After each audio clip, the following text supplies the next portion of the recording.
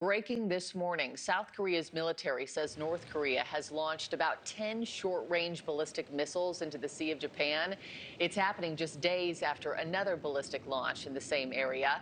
And it all comes as the North dismisses President Trump's decision to scale back military drills with South Korea, which of course is a U.S. ally. President Trump said this at the White House on Wednesday, just hours before Pyongyang's latest launch. I felt that we were doing a massive war exercise.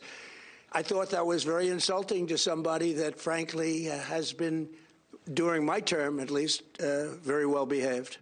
Yeah, the timing of this cannot be a coincidence. NewsNation Washington correspondent Corey Smith is live at the White House this morning. So, Corey, what else has President Trump been saying about North Korea's nuclear arsenal? Hey, Markie, the president broke a bit of news Wednesday during a tour of new construction here at the White House. Not only did he say he would be meeting with Kim Jong-un later this year, but he also gave some very specific details about the status of North Korea's nuclear program. Take a listen to the president. 57 very powerful nuclear weapons. Should have never allowed it to happen. They should have never allowed it. If I were president, I wouldn't have allowed it. But he's got them.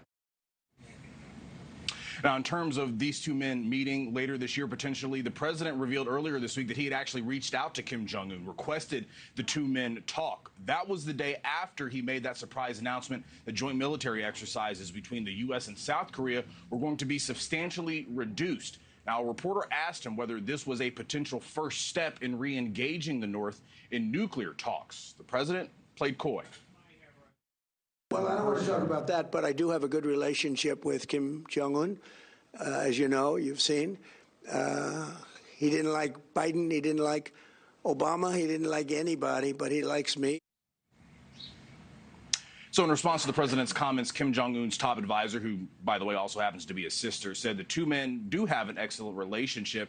But she poured cold water on the president's claim that they have exchanged messages. In a statement, Kim Yo-jong said, as for reports from Washington that there had recently been communication between the leaders of the DPRK and the United States, I know nothing about it. It may be the only matter related to our supreme leadership's foreign policy that I am unaware of. Now, Markie, if this visit actually does happen, it'll be the first time these two men will have met since 2019. You'll remember back then the U.S. was really pushing hard for North Korea to give up its nuclear ambitions in exchange for some economic sanction relief. Those talks ultimately fell apart, and since then we know North Korea has conducted numerous missile launches. They even did it after the U.S. and South Korea announced they would be holding these joint exercises. And of course, we had the 10 short-range ballistic missiles launched this morning. Markie? And let us know if the White House says anything more about this latest launch sometime today. Corey, Thank you for watching. Subscribe below and download our NewsNation app right now on your phone, and you will get fact-based, unbiased news for all Americans.